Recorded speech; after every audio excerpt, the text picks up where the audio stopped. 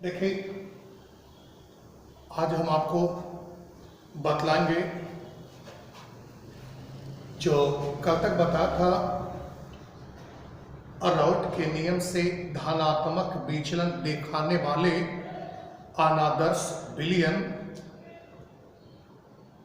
के general character उसके बाद से है ना। लेकिन फिर से हम थोड़ा सा रिव्यू कर दे रहे हैं। यानी मैंने इसके पहले वाले क्लास में बताया था कि अराउट के नियम के आधार पर अनादर्श विलयन को दो भागों में बांटा जाता है, जिसमें से एक भाग था अराउट के नियम से धनात्मक विचलन दिखाने वाले अनादर्श विलयन, और दूसरा भाग था अराउट के नियम से ऋणात्मक विचलन दिखाने वाले अनादर्श विलयन, जिसमें नंबर एक अराउट के नियम से धनात्मक विचलन दिखाने वाले अनादर्श विलयन के बारे में मैं आपको बतला रहा था। उसमें यही ना बतलाया था होगा कि वैसे अनादर्श विलयन जिनमें दोनों अवयव के बीच लगने वाले आकर्षण बल शुद्ध अवयव के अणु के बीच लगने वाले आकर्षण बल से कमजोर होते हैं, तो उस अवस्था में उन दोनों अवयव के ज़्यादा से ज़्यादा अणु वाष्प बनकर उड़ते हैं, यानी ज़्यादा वाष्प दाब उत्पन्न करते हैं, है ना। इस तरह प्रत्येक अवयव के आंशिक वाष्प दाब राउल्ट के उम्मीद से, राउल्ट के नियम से ज़्यादा होने के कारण ऐसे घोल का कुल वाष्प दाब भी राउल्ट के नियम से, राउल्ट के उम्मीद से अधिक होते हैं, और ऐसे सॉल्यूशन राउल्ट के नियम से धनात्मक विचलन दिखाने वाले अनादर्श विलयन कहलाते हैं, है ना। ठीक, आज हम इसी का ग्राफ से शो कर दे रहे हैं, ग्राफिकल निरूपण कर दे रहे हैं कि राउल्ट के उम्मीद से धनात्मक विचलन दिखाने वाले अनादर्श विलयन को आप ग्राफिकली किस तरह नोटेट कर पाएंगे, या अगर ऑब्जेक्टिव में नोटेशन दिया हुआ रहेगा तो आप कैसे पहचान पाएंगे कि कौन सा ग्राफ जो है राउल्ट के नियम से धनात्मक विचलन दिखाने वाले अनादर्श विलयन को सूचित कर रहे हैं, है ना। ठीक, तो देखिए उदाहरण, बहुत सालों को थोड़ा सा प्रॉब्लम लगता है कि सर लेक्चर थोड़ा सा बड़ा हो जाता है, 1.5 घंटे का। तो ठीक है, आज से काफ़ी शॉर्ट रहेंगे, बहुत ज़्यादा नहीं रहेगा, 40-45 मिनट बहुत है ना। ठीक, देखिए आज है लेक्चर 8।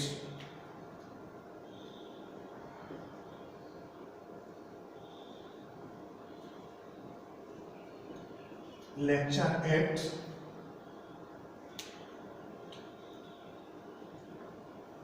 टॉपिक है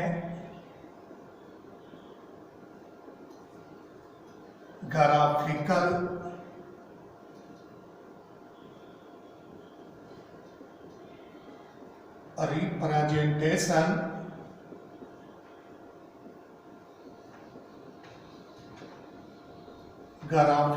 representation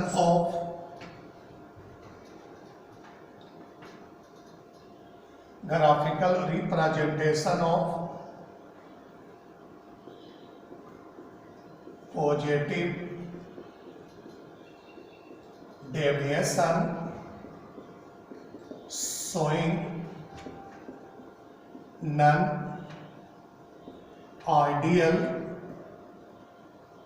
non-ideal solution। graphical representation of positive deviation showing non ideal solution. इसका हिंदी हो गया धनात्मक विचलन दिखाने वाले अनादर्श विलयन का ग्राफीय निरूपण। धनात्मक विचलन दिखाने वाले अनादर्श विलयन का ग्राफीय निरूपण। ठीक, देखिए कैसे बना रहे हैं, समझना काफी आसान होगा, ध्यान से देखेंगे तो।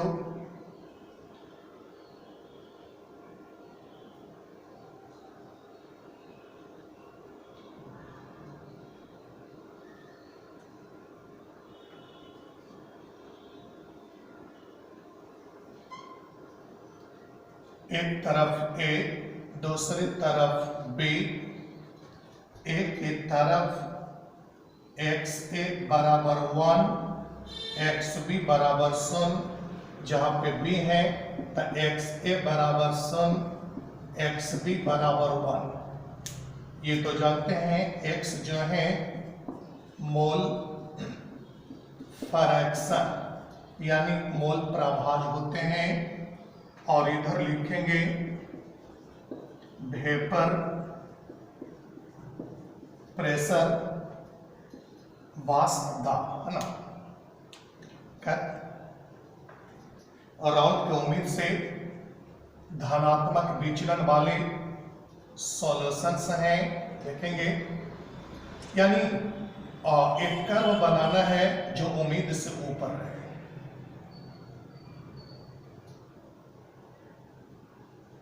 देखते हैं ना, स्टेट जो जा सकता था उसको ऊपर से ले गए।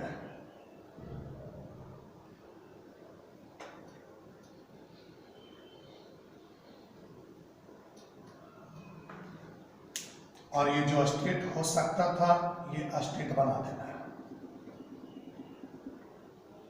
ये आइडियल बिहेवियर था, राउल्ट की उम्मीद था।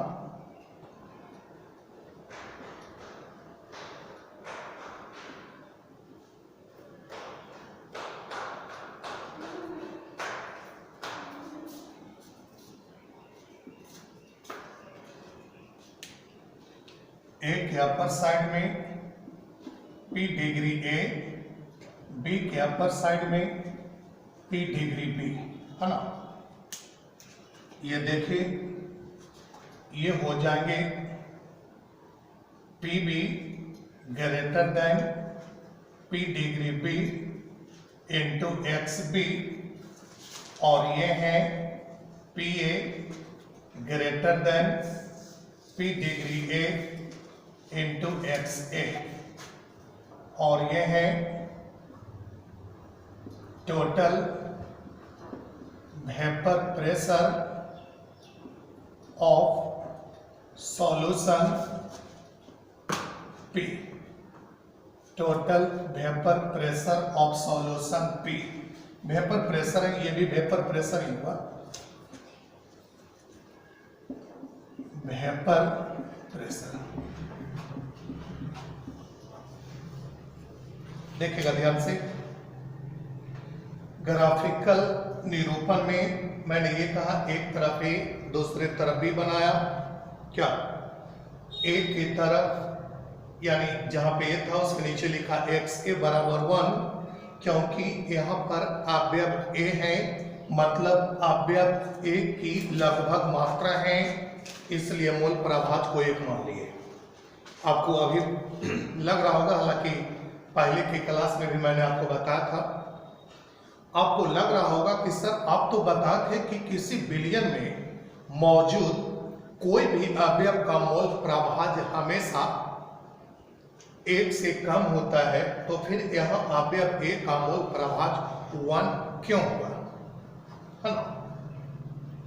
तो मैं आपको स्पष्ट कर दे रहा हूं कि यहाँ पर मैंने ए लिखा, इसका मतलब यहाँ पर अवयव ए की ज्यादा से ज्यादा मात्रा है और बी की कम से कम मात्रा है। तो अगर एक्चुअल मोल प्रभाज भी निकाला जाए तो ए के मोल प्रभाज 0.9999, तो मैंने एक मान लिया।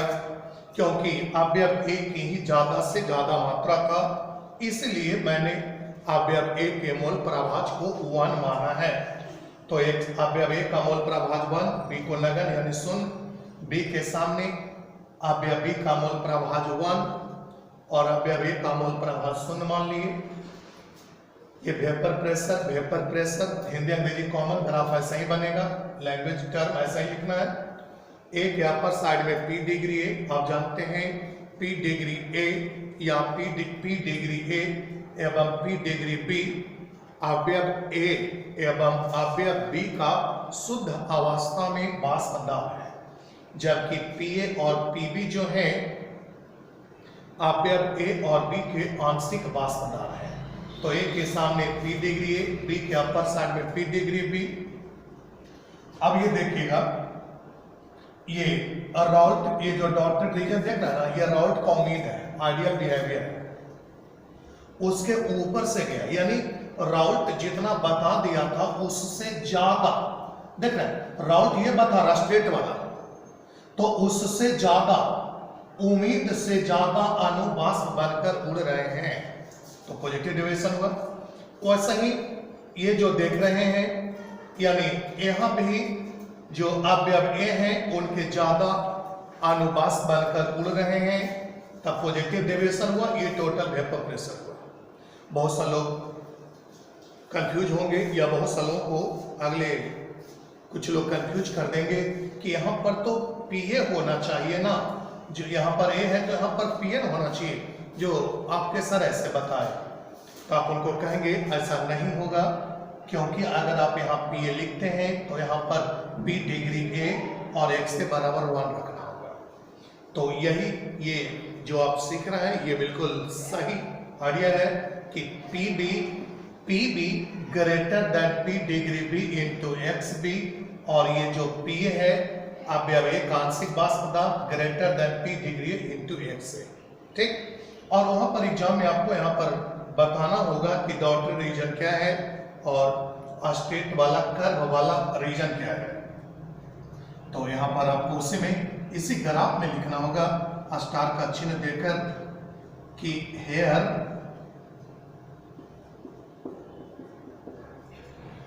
Dotted region that is dot dot dot, here dotted region, so here dotted region, so ideal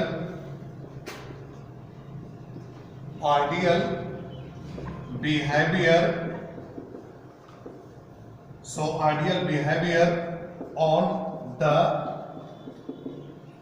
basis of, so ideal behavior on the basis of Raoult's law, full stop, while thick curved line, so thick curved line that is so positive deviation from Raoult's law, so positive deviation from Raoult's law। देखिएगा इसमें मैंने आपको graphically बता रखा है, यानी यहां पर इसका हिंदी लिखना पड़ेगा आपको कि यहां डॉटेड रीजन, यहां डॉटेड जगह दैट इज ये डॉट डॉट डॉट, यहां डॉटेड जगह राउल्ट के नियम से आदर्श व्यवहार को, राउल्ट के नियम से आदर्श व्यवहार को बताते हैं, फुल स्टॉप। जबकि जबकि मोटे वक्ररेखा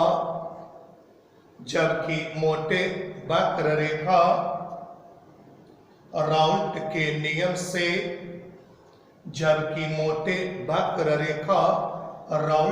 नियम से धनात्मक विचलन को दिखाते हैं। जबकि मोटे वक्ररेखा और राउल्ट के नियम से धनात्मक विचलन को दिखाते हैं। लिख लिया ना? ठीक, फिर से एक बार हम समझाते रहे। एक तरफ ए बनाना है, एक तरफ बी लिखना है। मनोगत इधर भी उधर ए लिख सकते हैं, कोई लिमिटेशन नहीं है। यहाँ ए यहाँ भी लिख सकते हैं, कोई लिमिटेशन नहीं है। तो ए बनाया, उधर बी लिखा, ए के नीचे x से बराबर 1 तो x भी 0, क्योंकि दोनों मिला के 1 ही होना है, मूल प्रभाज का योग। x से यहाँ तो अवयव b है तो x से बराबर 0, x भी बराबर 1, ये मूल फ्रैक्शन है, ये वेपर प्रेशर है। अंग्रेजी या हिंदी में जो लोग लिखेंगे इस टर्म को अंग्रेजी ग्राफ में जितना भी टर्म है वो अंग्रेजी में ही लिखना है। ठीक, अब यहाँ पर क्या किए, ए जो स्टेट आइडियल जो राउल्ट के नियम के ये जो डॉटेड रीजन है ये राउल्ट के नियम को बतला रहा है। राउल्ट के नियम के बराबर बासदाब है, उससे अपर में चल जाना है। तो पॉजिटिव डेविएशन इधर भी ए के तरफ भी अपर में गए, पॉजिटिव डेविएशन जब ए अवयव ए और बी का बासदाब राउल्ट के उम्मीद से ज्यादा हुआ तो टोटल बासदाब राउल्ट के उम्मीद से ज्यादा होंगे। ठीक, बस अब इसके बाद हम आपको बता रहे हैं या एग्जाम्पल के बारे में धनात्मक विचलन दिखाने वाले अनादर्श विलयन के कुछ उदाहरण। ठीक,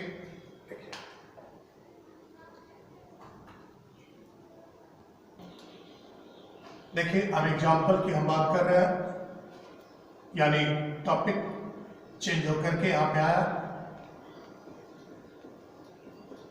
एग्जाम्पल्स ऑफ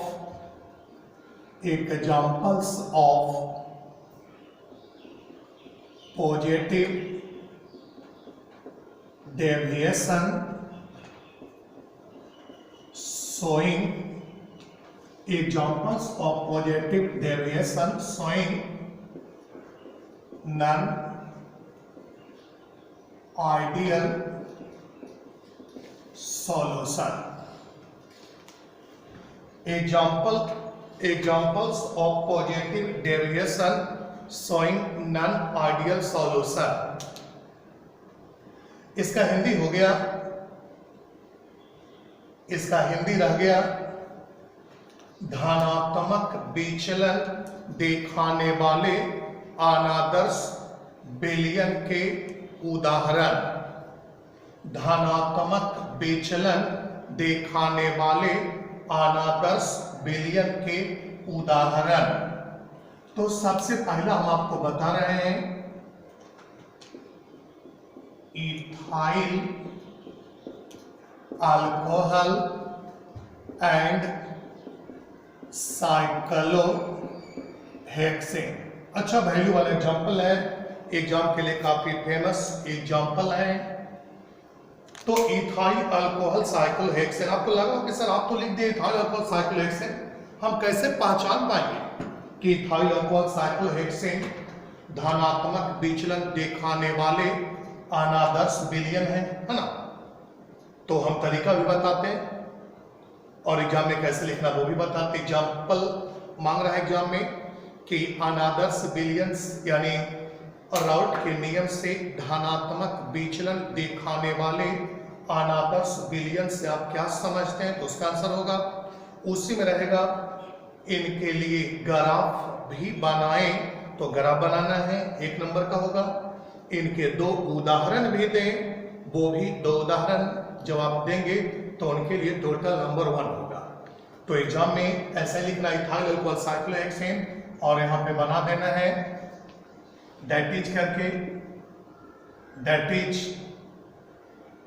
ये C2H5OH एक अणु C2H5 दो अणु, C2H5OH तीन अणु, कम से कम दो अणु बनाना, ज्यादा ज्यादा जितना बना कोई दिक्कत नहीं है। आपको ये जानकारी है ना, आप जानते होंगे कि एक अणु का H और दूसरे अणु के फ्लोरीन या ऑक्सीजन या नाइट्रोजन परमाणु के बीच H बंधन का निर्माण होते हैं, है ना। तो इसका मतलब है इथाइल अल्कोहल के अणुओं के बीच H बंधन का निर्माण हुआ है, ठीक। अब जब आप इसमें साइक्लोहेक्सेन की कुछ मात्रा डालते हैं, साइक्लोहेक्सेन यही है,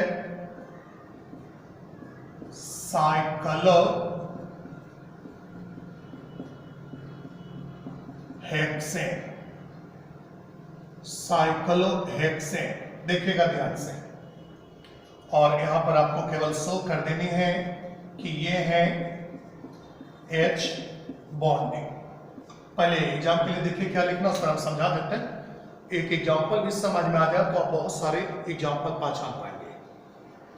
हमने लिखा इथाइल अल्कोहल एंड साइक्लोहेक्सेन।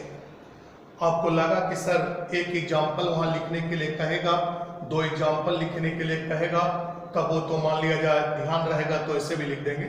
लेकिन अगर ऑब्जेक्टिव रहा तो कैसे हम पहचान पाएंगे कि कौन धनात्मक विचलन दिखाने वाले अनादर्श विलयन है और कौन ऋणात्मक विचलन दिखाने वाले अनादर्श विलयन है। तो समझिए ऐसे, जैसे ऑप्शन नंबर ए में ये दिया हुआ था कि इसकी पहचान कीजिए कि ये धनात्मक विचलन दिखाने वाले अनादर्श विलयन है कि ऋणात्मक विचलन दिखाने वाले अनादर्श विलयन है। तो ऐसे प्रॉब्लम को सोल्व करते समय आप ऐसे ध्यान रखेंगे। देखिए पहले क्या दिया, इथाइल अल्कोहल है ना जी, है ना। तो इथाइल अल्कोहल हुआ, तो इथाइल अल्कोहल का एक अणु, इथाइल अल्कोहल का दो अणु, इथाइल अल्कोहल का तीन अणु। जैसे इथाइल अल्कोहल के नमूने में बहुत सारे अणु मौजूद होंगे ना, तो एक अणु, दो अणु, तीन अणु, चार अणु, पांच अणु, छह अणु बना सकते हैं, ठीक। जैसे ही आप बनाए, आपको 11th वाला कंसेप्ट ध्यान आ गया होगा कि एक अणु का H और दूसरे का फ्लोरीन या ऑक्सीजन या नाइट्रोजन के बीच H बंधन का निर्माण होते हैं। तो इसका मतलब इथाइल अल्कोहल के बहुत सारे अणु एक दूसरे से H बंधन द्वारा जुड़े हुए हैं, ठीक। अब इसमें जो एंड के बाद दिया हुआ उस अवयव को, यानी आपको विचार करना है कि उस अवयव को इसमें ऐड किया गया है, डाला गया। तो जब साइक्लोहेक्सेन इसमें डालिएगा तो ये जो साइक्लोहेक्सेन है ये इथाइल अल्कोहल के अणुओं के बीच बने H बंधन को तोड़ेगा। क्या, जैसे साइक्लोहेक्सेन के टारगेट पर यही ना H बॉन्डिंग होगा, ये सोच रहा होगा कि बंधन टूटेगा तब हम जाकर के उससे जुट जाएंगे, क्या। तो यानी ये बंधन को तोड़ेगा, और जैसा ही बंधन टूटा वैसे ही इथाइल अल्कोहल के ज्यादा से ज्यादा अणु वाष्प बनकर उड़ने लगे। और तो और इथाइल अल्कोहल के ज्यादा से ज्यादा अणु तो वाष्प बनकर उड़ने लगे, और उस समय जो साइक्लोहेक्सेन वहां पर जुटने के लिए आया था वो भी, यानी उनके भी ज्यादा से ज्यादा अणु वाष्प बनकर उड़ने लगे। इस तरह यह धनात्मक विचलन दिखाने वाले अनादर्श विलयन के उदाहरण हुए, क्या। इसी तरीके से अगला उदाहरण दे रहे हैं, ध्यान से देखिएगा। अगला दे रहे हैं इसी टाइप से, अगर थोड़ा भी दिक्कत रहा तो अगला देखिए, ethyl alcohol and acetone. Ethyl alcohol and acetone. ध्यान से क्या बोल, तो यानी पुनः उसी टाइप का तो है जी। देखिए इथाइल अल्कोहल के C2H5OH एक अणु, C2H5OH दो अणु, C2H5OH तीन अणु, बहुत सारे जितना मन उतना बनाइए, कोई लिमिटेशंस नहीं है। ये चार अणु, यानी इथाइल अल्कोहल के नमूने में उनके बहुत सारे अणु होंगे ही, और बाकी तो तुरंत जैसे ही आप बनाए आपको दिमाग लग गया एक का H और दूसरे का फ्लोरीन ऑक्सीजन या नाइट्रोजन के बीच H बंधन का निर्माण हुए, H बॉन्डिंग हो गया। तो देख रहे हैं कि इथाइल अल्कोहल के बहुत सारे अणु एक दूसरे से H बंधन बनाते हुए जुड़े हैं। अब क्या किए हैं, इसमें साइक्लोहेक्सेन की कुछ मात्रा डाले गए हैं, है ना।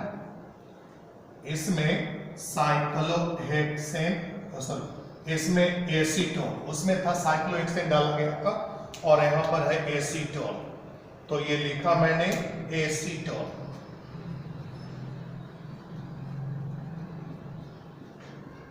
एसीटोन, तो देखिए समझ गए, उसी टाइप का हुआ।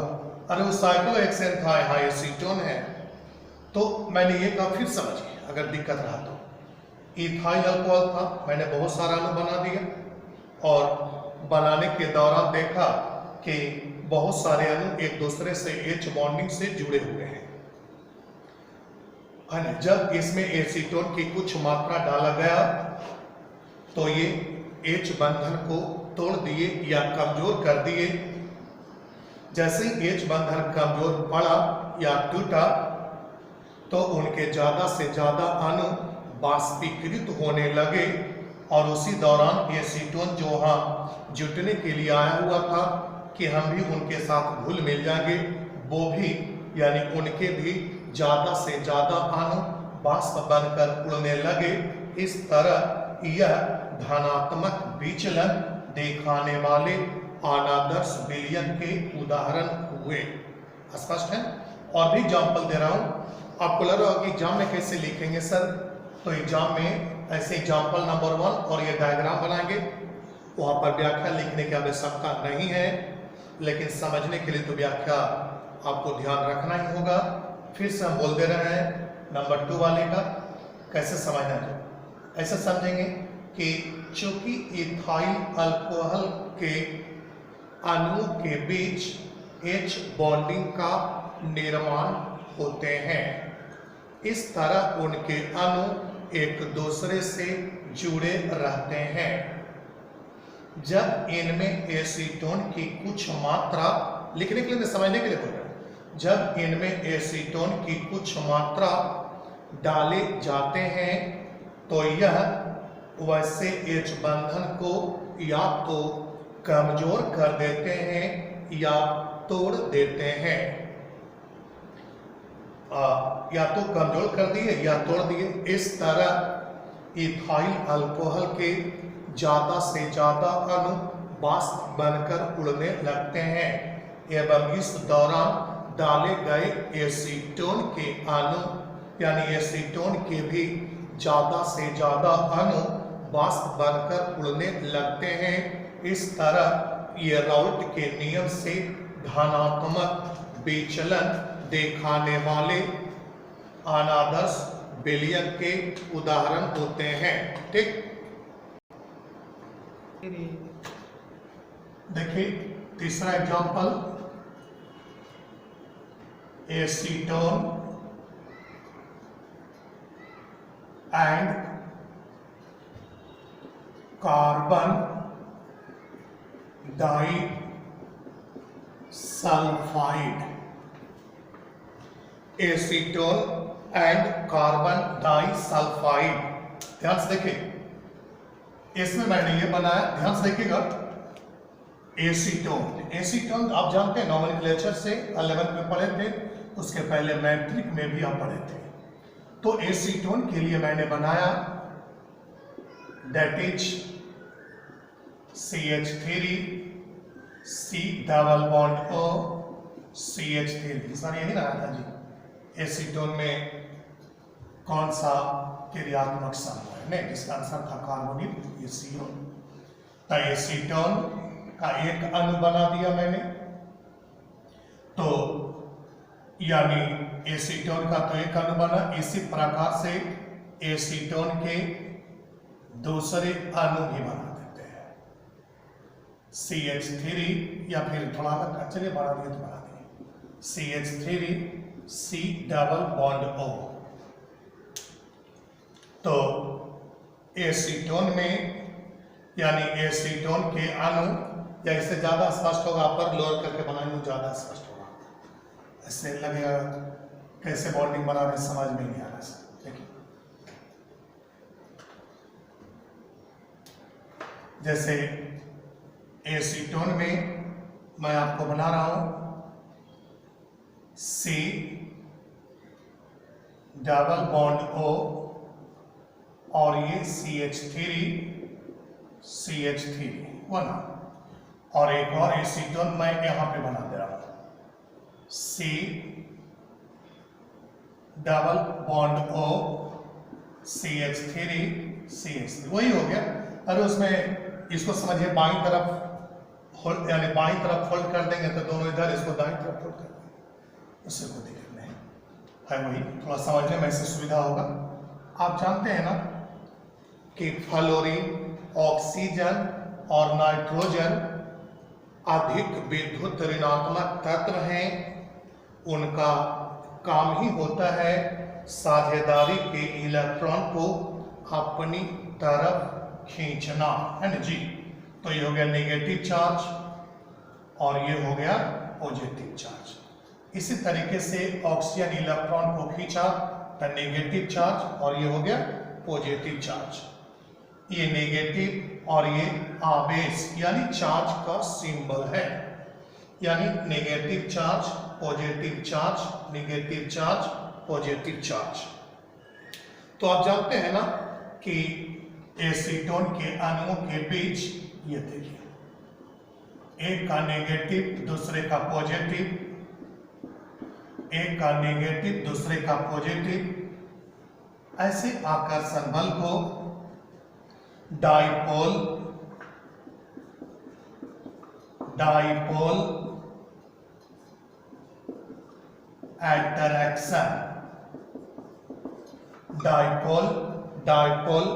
अट्रैक्शन कहेंगे। देखिएगा, ध्यान से देखिएगा। प्रथम दो एग्जांपल दिए थे तो आपको लग रहा था क्या सर सभी के अणुओं के बीच H बॉन्डिंग ही बनेंगे, तो ऐसा नहीं है। अलग बात है कि H बॉन्डिंग थोड़ा ज्यादा फेमस है, लेकिन सब में H बॉन्डिंग का ही निर्माण हो ये जरूरी नहीं है। तो मैंने यहाँ पे बिना H बॉन्डिंग वाला एग्जांपल दिया। एसीटोन के अणु एक दूसरे से डाइपोल अट्रैक्शन, द्विध्रुव आकर्षण द्वारा जुड़े हैं, द्विध्रुव आकर्षण द्वारा जुड़े हैं। ठीक, अब इसमें क्या किए हैं आप, ये देखिए, आप डाले हैं साइक्लोहेक्सेन की कुछ मात्रा, ये है सर कार्बन डाइसल्फाइड, तो CH2 ही लिख देते हैं डायरेक्ट, CH2 ये ना कार्बन डाइसल्फाइड, है ना। तो जैसा कि समझने के लिए हम आपको बता रहे हैं कि एसीटोन के अणु एक दूसरे से डाइपोल अट्रैक्शन द्वारा जुड़े हुए थे। जब उसमें कार्बन डाइसल्फाइड CH2 की कुछ मात्रा डाला गया तो यानी ओवे डाइपोल अट्रैक्शन को कमजोर कर दिए, तोड़ दिए। फलतः उनके ज्यादा से ज्यादा अणु बाष्प बनकर उड़ने लगे। एसीटोन के ज्यादा से ज्यादा अणु बाष्प बनकर उड़ने लगे। इसके साथ ही इस समय जो आपने CH2 डाला था उनके भी ज़्यादा से ज़्यादा अणु वाष्प बनकर उड़ने लगे।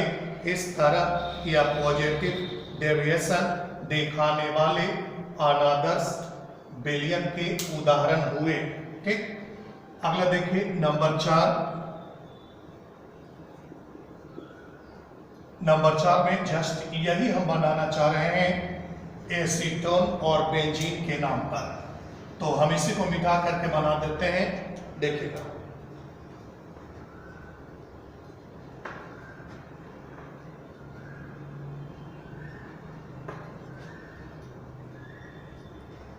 नंबर 4 इसी क्वालिटी वाला देते हैं।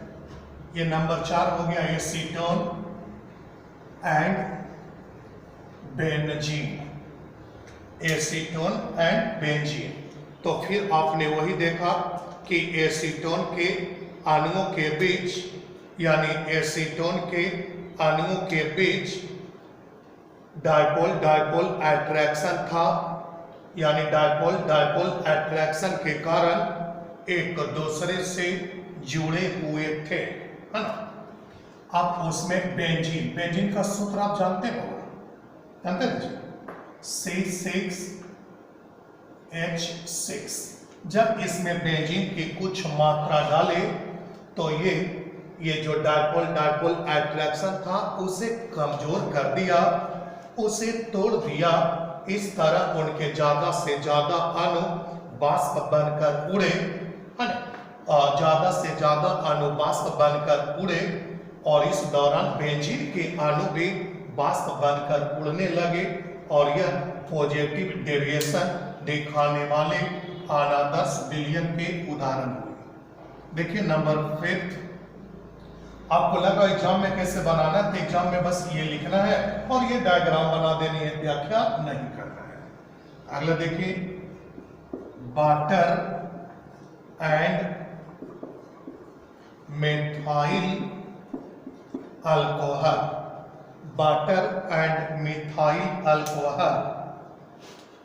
तो देखिए वाटर, तो वाटर के लिए तो आप जानते हैं HOH एक अणु, HOH दो अणु, HOH तीन अणु, HOH चार अणु, 5 अणु, 6 अणु, जितना मने दे सकते हैं। बाकी वही पुराना कंसेप्ट, एक का H और दूसरे का ऑक्सीजन के बीच ये जो बना ट्रिपल डॉटेड लाइन वाला बंधन है, जो कि H बॉन्डिंग के नाम से जाने जाते हैं। ठीक, तो इसमें आप देख रहे हैं ना कि जल के अणु एक दूसरे से H बॉन्डिंग द्वारा जुड़े हैं, यानी H बंधन द्वारा जल के बहुत सारे अणु एक दूसरे से जुड़े हैं। अब जब इसमें मिथाइल अल्कोहल की कुछ मात्रा डालेंगे तो सीधे टारगेट करेगा H बॉन्डिंग को, करेगा जी, इसलिए टारगेट करेगा कि बंधन कमजोर पड़ेगा या टूट जाएगा, तो हम भी वहां पर शामिल होकर के, है ना, एक विलयन बना लेंगे। तो जैसे ही आप मिथाइल अल्कोहल डालते हैं तो यह H बंधन पर, ये देखिए H बंधन पर स्ट्राइक किया और उसे कमजोर कर दिया। फलतः इस समय जल के अणु तो वाष्प बनकर उड़ने लगे हैं, जो डाला गया मिथाइल अल्कोहल था उनके भी अणु वाष्प बनकर उड़ने लगे, और ये पॉजिटिव डेविएशन के उदाहरण हुए। ये है मिथाइल अल्कोहल, मिथाइल अल्कोहल। ठीक, इसे लिखिए, ये वाटर और मिथाइल अल्कोहल। पुनः हम इसी को मिटा करके एक अन्य उदाहरण बना देंगे, पहले आप इसे क्लियर कर लीजिए, इसके बाद नंबर 6 उदाहरण देखिए, वाटर एंड इथाइल अल्कोहल, है ना, वाटर एंड इथाइल अल्कोहल। देखिएगा ध्यान से, दैट इज, ये वाटर बना दिए, एक अणु जल, ये जल के दूसरे अणु, ये जल के तीसरे अणु, ये जल के चौथे अणु, ये जल के पांचवें अणु। जल के बहुत सारे अणु एक दूसरे से H बॉन्डिंग द्वारा जुड़े हैं, है ना जी। सबका एक ही अंडरस्टैंडिंग है, ये है H बॉन्डिंग। तो जैसा कि आप देख रहे हैं जल के बहुत सारे अणु एक दूसरे से H बॉन्डिंग द्वारा जुड़ा है ना। अब इसमें आप साइक्लोहेक्सेन की कुछ मात्रा डालते हैं, ये देखिए। तो डाला गया, सॉरी इथाइल अल्कोहल, बार बार साइक्लोहेक्सेन की याद आ जाता। तो इसमें आप इथाइल अल्कोहल की कुछ मात्रा डालते हैं। जब इथाइल अल्कोहल की कुछ मात्रा डालेंगे तो यह जल के अणुओं के बीच बने H बंधन को कमजोर करेगा या तोड़ देगा। इस तरह जल के ज्यादा से ज्यादा अणु वाष्प बनकर उड़ने लगेंगे और इस दौरान जो इथाइल अल्कोहल वहां पर जुड़ने के लिए आया था, उनके भी ज्यादा से ज्यादा अणु वाष्पीकृत होने लगेंगे और वो पॉजिटिव डेविएशन दिखाने वाले अनादर्श विलयन होंगे। तो यही है डाले गए ethyl alcohol. Ethyl alcohol, ethyl alcohol ये है, मिटा गया लिखने में। इसी तरीके से नंबर 7वां देखिए, लिख सकते हैं आप methyl alcohol and carbon tetra chloride. Methyl alcohol and carbon tetra chloride. तो इसी टाइप से ये देखिए, मिथाइल अल्कोहल का एक अणु मिथाइल अल्कोहल के दूसरे अणु मिथाइल अल्कोहल के तीसरे अणु, बहुत सारे अणु हैं, एक दूसरे से H बॉन्डिंग द्वारा जुड़ा है। सब में तो एक ही प्रकार से बता रहे हैं। जब इसमें आप कार्बन टेट्रा क्लोराइड, ये देखिए carbon tetra chloride means CCl4।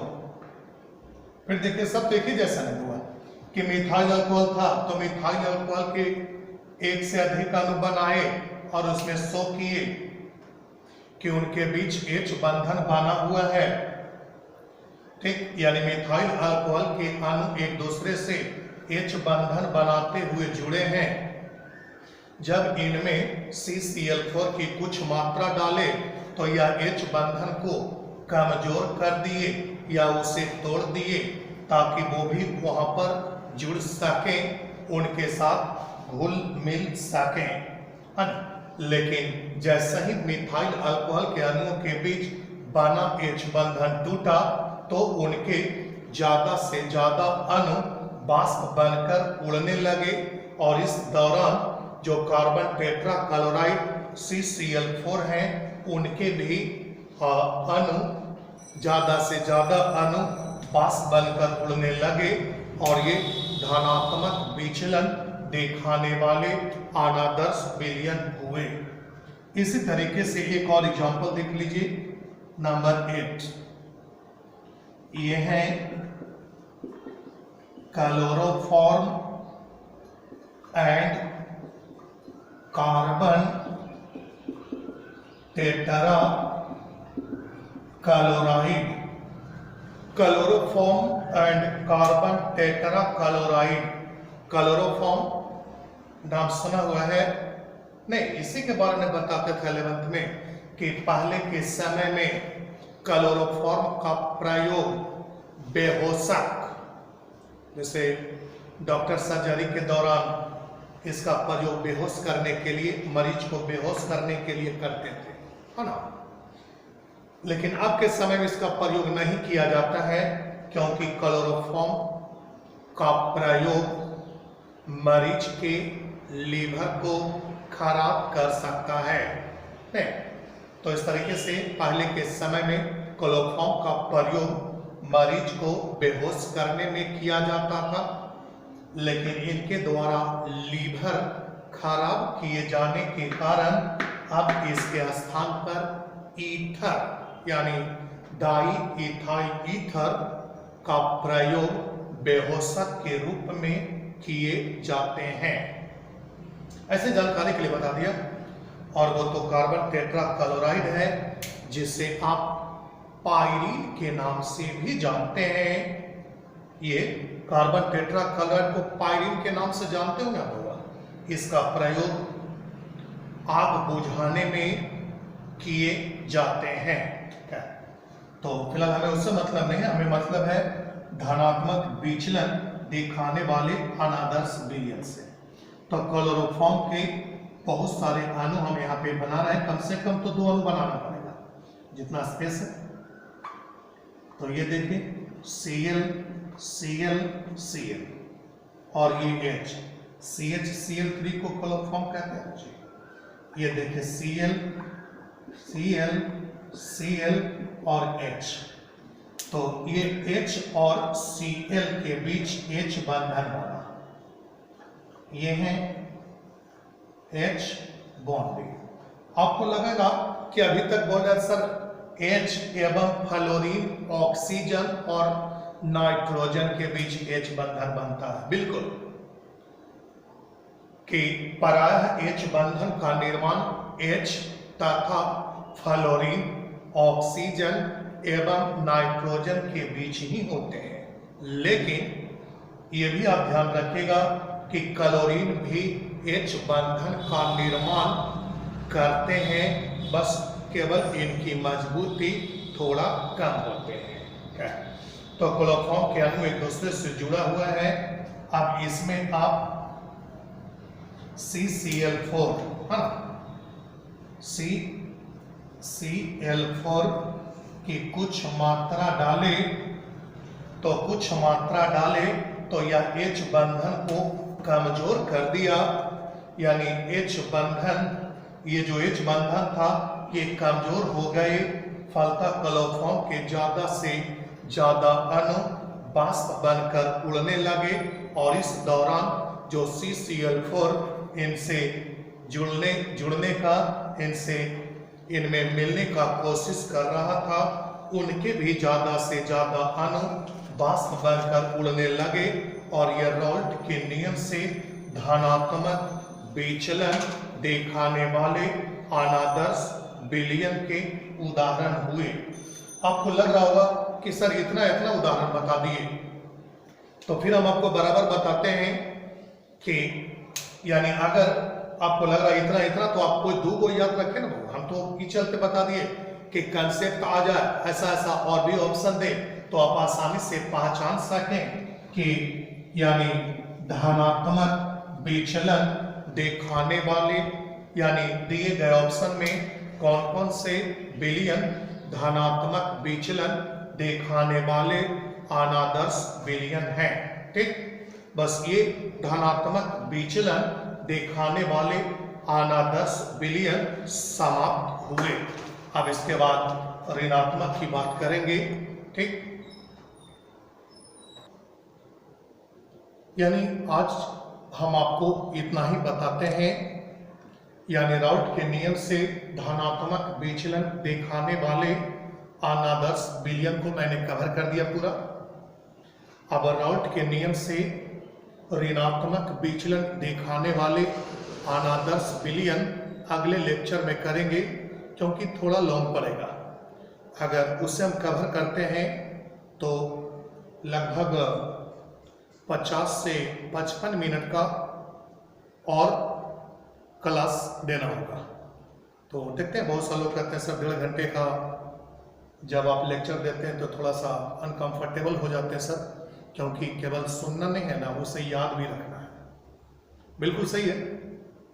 तो हम आपको यही कहेंगे कि पॉजिटिव डेविएशन वाला जो पूरा बताए उसका बढ़िया से एक बार रिपीट कर लीजिएगा, अच्छी तरीके से रिपीट कर लेंगे।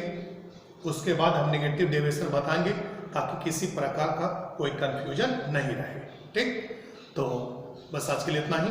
कल हम आपको राउल्ट के नियम से ऋणात्मक विचलन दिखाने वाले नॉन आइडियल सॉल्यूशन के बारे में शुरू से बताएंगे, क्योंकि अगर अभी हम बता भी देते हैं है ना तो केवल ज़्यादा डिफिनेशन कर पाएंगे, क्योंकि सब लोगों का ध्यान रखना होता है कि शॉर्ट लॉन्ग वीडियो है इसलिए थोड़ा सा अनकंफर्टेबल हो जाते हैं। ठीक, बस इतना ही।